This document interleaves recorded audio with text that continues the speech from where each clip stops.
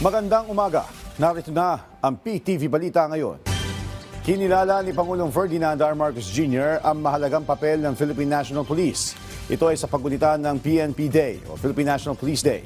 Bilin pa ng Pangulo, ibalik ang tiwala ng publiko sa PNP. Ang update niya mula kay Ryan Lesigues. Ryan?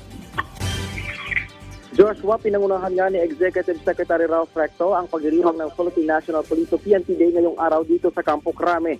Ito'y matapos na hindi makadalo si Pangulong Ferdinand Marcos Jr. sa aktibidad. Dahil dito, isang video message na lang ang ipinabot ng Pangulo kung saan sa kanyang mensahe, Joshua, kinilala ng Pangulo ang mahalagang papel ng mga kapulisan sa pagpapanatili ng kaayusan at sa mabilis na pagtugon sa pangangailangan ng publiko. Bili ng Pangulo, ibalik ang tiwala ng publiko sa PNP. Para magawa ito, dapat daw na manatiling disiplinado, palaging makita sa mga komunidad at magbigay ng tapat at mapagkakatiwalang serbisyo ang PNP. Pinuri rin niya ang mga pulis at units na paparangalan at pinarangalan ngayong PNP Day bilang pagkilala sa maayos sa serbisyo, matagumpay na operasyon at mabuting papumuno sa kanilang hanay. Sa kanya namang mensahe, pinagmalaki ni PNP Chief Police General Jose Melencio Nartares Jr. ang patuloy na pagbaba ng krimen sa bansa.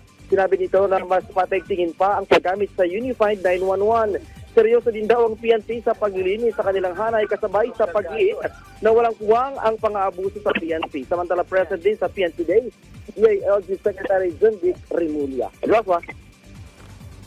Maraming salamat, Ryan Lesigues. Samantala, mariing kinundi na ng Presidential Communications Office ang pagpapakalat ng fake news kaugnay ng kalusugan ni Pangulong Ferdinand R. Marcos Jr. Sa inilabas na pahayag ng PCO, iginit ito na peke ang umano'y medical record ng Pangulo at hindi ito resulta ng anumang lehitimong medical examination. Hindi rin anya ito pinapakita ang kasalukuyang lagay ng kalusugan ng punong ehekutibo. Naglabas din ng advisory ang St. Luke's Medical Center para pabulaanan ang sinasabing medical test results. Giit pa ng ospital, mahigpit nilang ipinatutupad ang confidentiality at data privacy ng kanilang mga pasyente. Ang medical result o dokumento umano na ipopost at isi-share sa labas ng mga otorisadong hospital channels ay ikinukonsidera na unauthorized, peke at falsified. Kagabi ay mismong si Pangulo Marcos Jr. pa ang nagbigay ng updates sa kanyang kalusugan at sinabing maayos ang kanyang pag-recover habang patuloy na nagtatrabaho para sa bayan. Matapos ang 8 taong paghihintay, naasahan matatapos na ang halos 5 kilometrong segment ng Metro Cebu Expressway.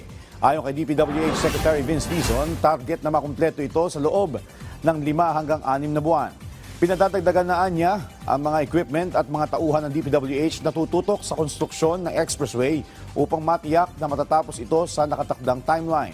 Handa rin niya ang DPWH na tumulong para mapabilis ang pagpapatupad ng mas malaki pang bahagi ng MCE na hawak naman ng Cebu Provincial Government.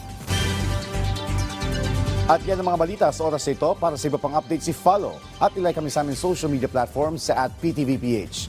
Ako po si Joshua Garcia para sa Pambansang TV sa Bagong Pilipinas.